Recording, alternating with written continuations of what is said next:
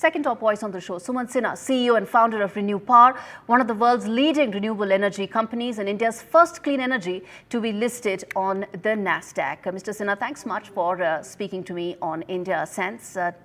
How significant, I want to ask you this about the critical minerals mission because I feel very strongly about it.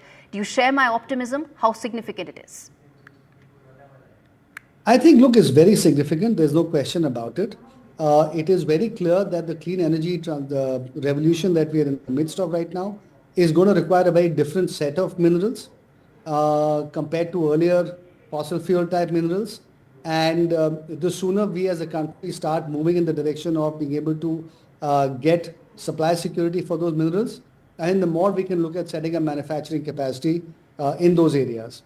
And so I'm glad that the government is moving so expeditiously in trying to make sure that we have that kind of procurement policies and so on in place. Now, keep in mind that, of course, China has beaten the rest of the world because they started this process several years ago. Yes. India is at the vanguard of the next set of countries that are moving forward in this direction. And so I think we're still, at a point where we haven't lost the battle. And I think it's great that the government is doing what it's doing. Now, Indeed. how it does it, which countries, and so on, of course, those are things that we'll be discussing with the government and trying to give our inputs to them as well. I think that roadmap will come in some time, but I want to also ask you about the increase in allocations for the Renewable Energy Ministry. It's actually very substantial, probably the only one between the interim and the final budget. How do you see that from an industry point of view, and affirmation and reassurance coming in from the government? So look, I think it just reaffirms the fact, as you said, that the government is in fact wanting to make MNRE, the Ministry of New and Renewable Energy, a very central player in the energy transition in the country. And look, right now, MNRE is running a number of different schemes. And all those schemes will require a fair bit of financing. So as I said, offshore wind is something that will require viability gap funding. Then they have the same thing happening, viability gap funding for batteries as well. Then with the new pumped storage policy, there's likely to be some VGF for that also. So there are a number of different initiatives that the government has started off that will all require to get funded, including, Right. for example, the rooftop, the PM's rooftop scheme.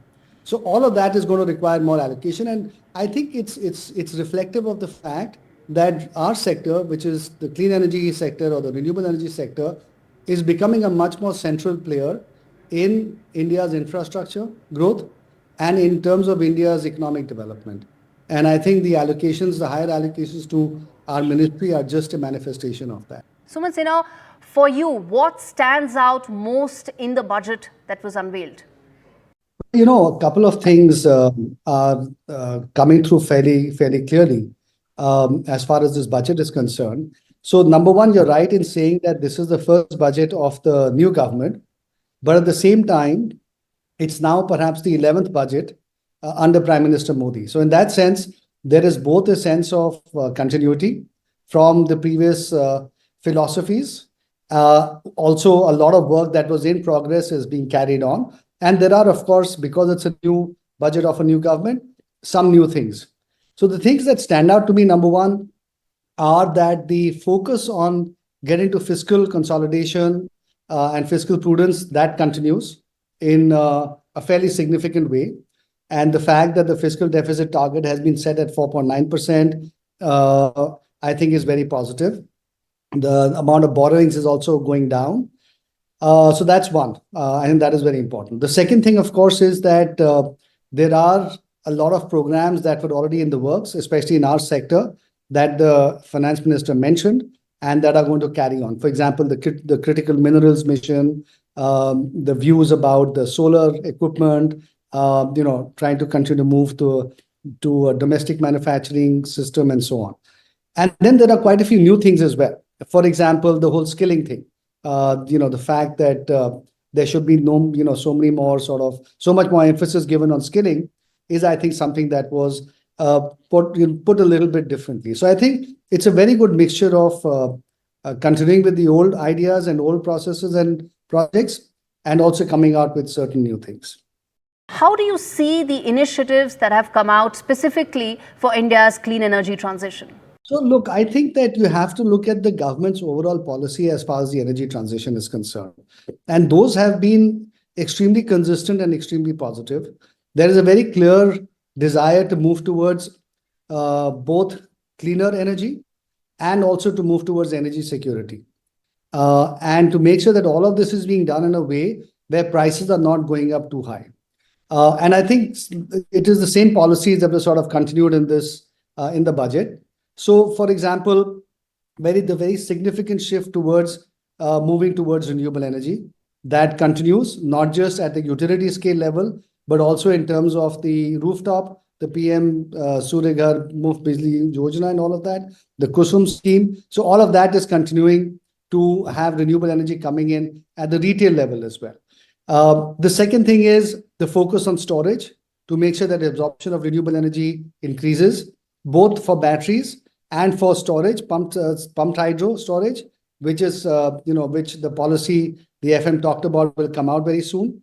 She also, by the way, talked about coming out with a clean energy transition or an energy transition roadmap, right? So hopefully the government will come out with a clearer articulation of their policies. Then in this budget, she also talked about the critical minerals mission, which I think is a recognition of the fact that certainly for storage and so on, certain minerals are required and we need to be able to have security around those. And then, as I said, making sure that as much of this gives us security as possible by moving not just the generation into the country, but also by making sure that the equipment manufacturing moves in here as well. And so the announcements to that effect. So I think, and keep in mind that earlier, the government has already announced a green hydrogen mission. They have announced a lot of opening up of the carbon markets. They have also talked about new initiatives like offshore wind, for which an allocation was made in last year's budget, and also for doing a big project in Ladakh, for which a transmission line is getting built in northern India. So a lot of these things are being done, which will really broad base very significantly the whole clean energy transition.